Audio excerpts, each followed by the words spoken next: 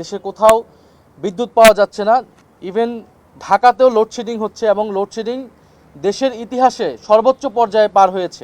যে গণভোটের যে গণরায় বাস্তবায়ন সহ দেশে অনেকগুলো সংকট এই মুহূর্তে তৈরি হয়েছে। 5ই সেপ্টেম্বর আমাদের প্রথম লং মার্চ চট্টগ্রামের অভিমুখে আমাদের লং মার্চ শুরু হতে যাচ্ছে। প্রিয় সাংবাদিক ভাই বোনেরা এবং প্রিয় দেশবাসী, আজকে ঢাকা মিন্টো রোডের বিরোধী দলীয় নেতার বাসভবনে 11 দলীয় ঐক্যের একটি বৈঠক হয়েছে এবং আপনারা অলরেডি শুনেছেন যে এই আজকের বৈঠকের আমাদের মূল উপজীব্য ছিল যে আমাদের আগামীর কর্মসূচি 11 দলের কর্মসূচি এবং 11 দল সারা বাংলাদেশে কয়েকটি লং মার্চ ঘোষণা করেছে। সেই পরিকল্পনাগুলো আজকে হয়েছে। সেই পরিকল্পনা মোতাবেক 5ই সেপ্টেম্বর আমাদের প্রথম লং মার্চ চট্টগ্রামের অভিমুখে আমাদের লং মার্চ শুরু হতে যাচ্ছে।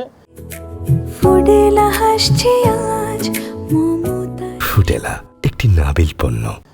আমাদের লং মার্চে কয়েকটি পথসভা হবে এবং পর্যায়ক্রমে আমাদের এরকম অনেকগুলো বিভাগে আমাদের লং মার্চ হবে। আমাদের 11 দল ঐক্যবদ্ধভাবে এই লং মার্চে অংশগ্রহণ করবে এবং শুধু 11 দল না, আমরা বাংলাদেশের গণতন্ত্রকামী জনগণের প্রতি আমরা আহ্বান জানাচ্ছি এবং আমরা আশাবাদী এই লং মার্চে সাধারণ মানুষ ব্যাপকভাবে অংশগ্রহণ করে এই লং মার্চকে সফল করবেন। বিশেষত সেই জনগণ যারা জুলাই গণ অভ্যুত্থানে অংশ নিয়েছিল, যারা এই নির্বাচনে গণভোটে হ্যাঁ ভোট দিয়েছিল, 11 দলের আহ্বানে হ্যাঁ ভোট দিয়ে সংস্কারের আকাঙ্ক্ষাকে জাতির সামনে তুলে ধরেছিল। প্রায় 70% জনগণ যারা হ্যাঁ ভোটের মাধ্যমে সংস্কারের আকাঙ্ক্ষা ব্যক্ত করেছিল এই নির্বাচনে, গণভোটের নির্বাচনে, আমরা আশা করছি সেই সকল জনগণ, বিশেষত তরুণরা এই গণভোটে এই লং মার্চে অংশগ্রহণ করবে।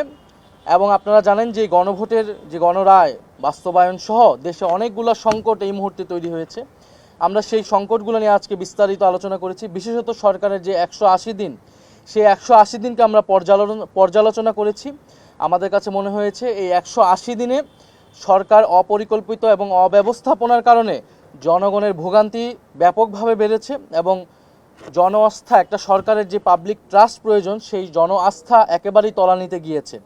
কারণ আপনারা যদি দেখেন আইন শৃঙ্খলার পরিবেশ অত্যন্ত বাজে, দেশে নিরাপত্তা নেই। যদিও আমরা বিগত সময়ে শুনেছি, বিশেষত নির্বাচনের আগে, যে নির্বাচিত সরকার আসলেই, অন্যভাবে বলতে গেলে বিএনপির সরকার আসলেই দেশে আইন শৃঙ্খলার পরিবেশ ঠিক হবে, কিন্তু তারা এখন পর্যন্ত এই 6 মাসে আইন শৃঙ্খলার পরিবেশ ব্যর্থ কোনো ক্ষেত্রে তারা সেটা অন্তর্বর্তী সরকার অথবা বিপ্লব পরবর্তী পরিস্থিতির থেকেও ভয়ানক রূপ ধারণ করেছে।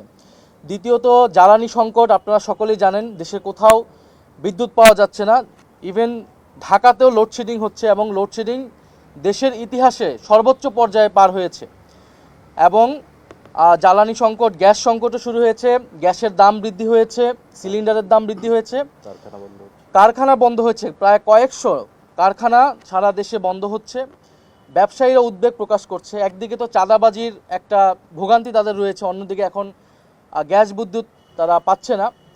অন্যদিকে সার সংকট তৈরি হয়েছে, কৃষকরা সেই সার সংকট ভুগতেছে এবং এই যখন দেশের সার্বিক পরিস্থিতি আমরা দেখছি সরকার সেগুলো স্বীকার না করে বরং 180 দিনের একটা সাফল্য মণ্ডিত তারা দেখানোর চেষ্টা করছে, যেটা একেবারেই জনগণের সাথে প্রতারণা। এবং যেই প্রতারণার রাজনীতি আমরা অতীতে আওয়ামী লীগকে করতে দেখেছি, এখন সেই একই প্রতারণার রাজনীতি বিএনপি সরকার জনগণের সাথে